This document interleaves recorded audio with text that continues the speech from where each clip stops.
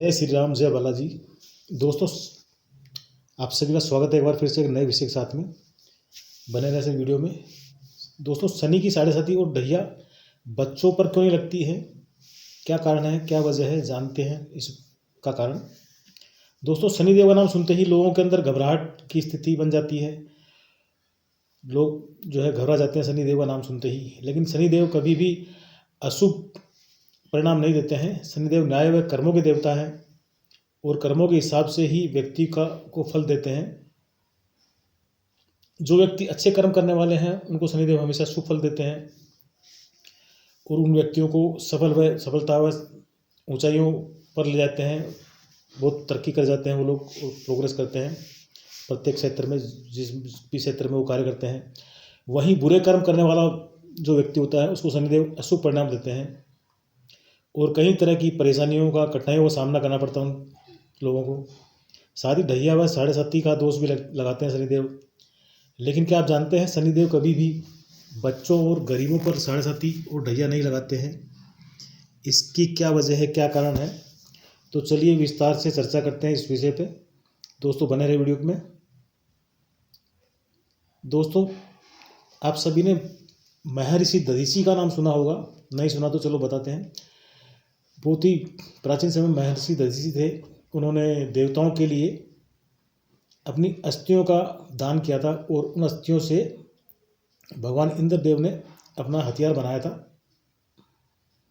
तो शमशान में जब महर्षि दधीचि के मांस पिंड का दाह संस्कार हो रहा था तो उनकी पत्नी पति का वियोग सहन नहीं कर पाई और पास में स्थित विशाल पीपल के वृक्ष के कोटर में अपने 3 वर्ष के बालक को रखकर स्वयं चिता में बैठकर सती हो गई। इस प्रकार महर्षि दधीचि और उनकी पत्नी का बलिदान हो गया। किंतु पीपल के कोटर में रखा बालक भूख प्यास से तड़प तड़प कर चिल्लाने लगा। जब कोई वस्तु नहीं मिली तो कोटर में गिरे पीपल के गोदों को खाकर धीरे धीरे सने सने बड़ा होने लगा। कालांतर में पीपल के पत्तों और फलों को खाकर बालक की जीवन की प्रकरण सुरक्षित रहा और वो धीरे धीरे बड़ा हो गया। एक दिन देव ऋषि नारद वहाँ से गुजर रहे थे। देव ऋषि नारद ने पीपल के कोटर में बालक को देखकर उसका परिचय पूछा, उससे बातचीत की, उसके बारे में पूछा। देव ऋषि नारद ने बोला, बालक तुम कौन हो? बालक ने प्रत्युत्तर में जवाब दिया, यही तो मैं जानना चाहता हूँ कि मैं कौन हूँ। नारद जी ने पूछा कि तुम्हारे जनक कौन है? इस पर बालक ने कहा, यही तो मैं जानना चाहता हूँ कि मेरे जनक कौन है। तब महर्षि नारद जी ने, देव ऋषि नारद जी ने ध्यान धर के देखा। नारद जी ने आश्चर्यचकित हो बताया कि हे बालक, तुम महान दानी महर्षि दधीचि के पुत्र हो। तुम्हारे पिता की अस्थियों को वज्र बनाकर ही देवताओं ने असुरों पर विजय पाई थी। नारद जी ने बताया कि तुम्हारे पिताजी दधीचि की मृत्यु मात्र 31 वर्ष की अल्प आयु में ही हो गई थी। इस पर बालक ने कहा, मेरे पिता की अकाल मृत्यु का कारण क्या था? इस पर देव ऋषि नारद जी ने बोला, तुम्हारे पिता पर शनि देव की महादशा लगी थी। इस पर बालक ने कहा, मेरे ऊपर आई विपत्ति का कारण क्या था? इस पर देव ऋषि नारद जी बोले, शनिदेव की महादशा। और इतना बताकर देव ऋषि नारद ने पीपल के पत्तों और गोंदों को खाकर जीने वाले बालक का नामकरण किया और उसको नाम दिया गया पीपलाद। देव ऋषि नारद जी ने उस बालक का नाम रखा पीपलाद और उसे दीक्षित किया, शिक्षा दी, ज्ञान दिया। और नारद जी के जाने के बाद बालक पीपलाद ने नारद जी के बताए अनुसार ब्रह्मा जी की घोर तपस्या की और ब्रह्मा जी की तपस्या करने के पश्चात उन्होंने ब्रह्मदेव को प्रसन्न किया। ब्रह्मा जी ने जब बालक पीपलाद से प्रसन्न होकर वर मांगने को कहा तो पीपलाद ने अपनी दृष्टि मात्र से किसी वस्तु को जलाने की शक्ति मांगी। ब्रह्मा जी से ये वर मिलने पर सर्वप्रथम पीपलाद ने शनिदेव का आह्वान किया और आह्वान कर अपने सम्मुख प्रस्तुत किया और अपने सामने पाकर आंखें खोलकर भस्म करना शुरू कर दिया। शनिदेव से शरीर जलने लगे। ब्रह्मांड में कोलाहल मच गया, संपूर्ण ब्रह्मांड के अंदर कोलाहल मच गया। सूर्यपुत्र शनि की रक्षा में सारे देव विफल हो गए। सूर्य भी अपनी आंखों के सामने अपने पुत्र को जलता हुआ देखकर ब्रह्मा जी से बचाने हेतु विनय करने लगे, याचना करने लगे।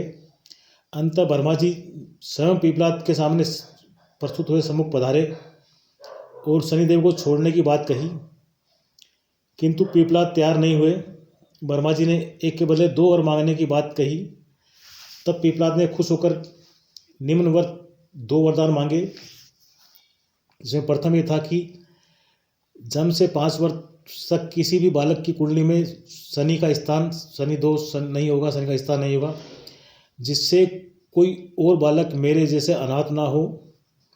और दूसरा वर मांगा, मुझ अनाथ को शरण पीपल वृक्ष ने दी है, अतः जो भी व्यक्ति सूर्योदय के पूर्व पीपल वृक्ष पर जल चढ़ाएगा उस पर शनि देव की महादशा का असर कभी नहीं होगा।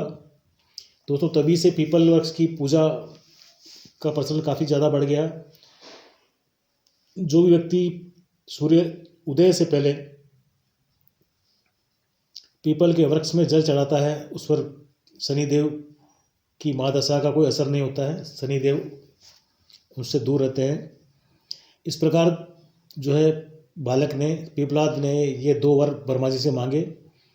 ब्रह्मा जी ने तथास्तु कह कर वरदान दिया।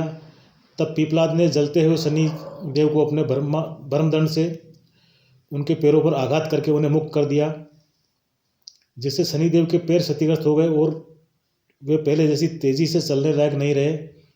अतः तभी से शनैश्चर अर्थात जो धीरे चलता है वही शनैश्चर है कहलाए। और शनि आग में जलने के कारण काली काया वाले अंग भंग के रूप में हो गए।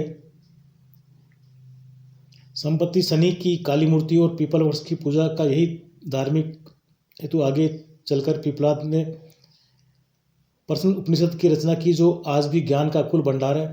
तो दोस्तों, इस प्रकार से जो है ये घटना हुई थी। तब से जो है 1 वर्ष से लेकर 5 वर्ष तक के बच्चों पर जो है शनिदेव की जो है 7.5 ढैया जो भी है या शनिदेव का प्रकोप बालकों पर नहीं लगता। ये छोटी सी प्यारी सी रचना आप सभी को कैसी लगी, एक छोटे से प्यारे से कमेंट के माध्यम से अवश्य बताएं।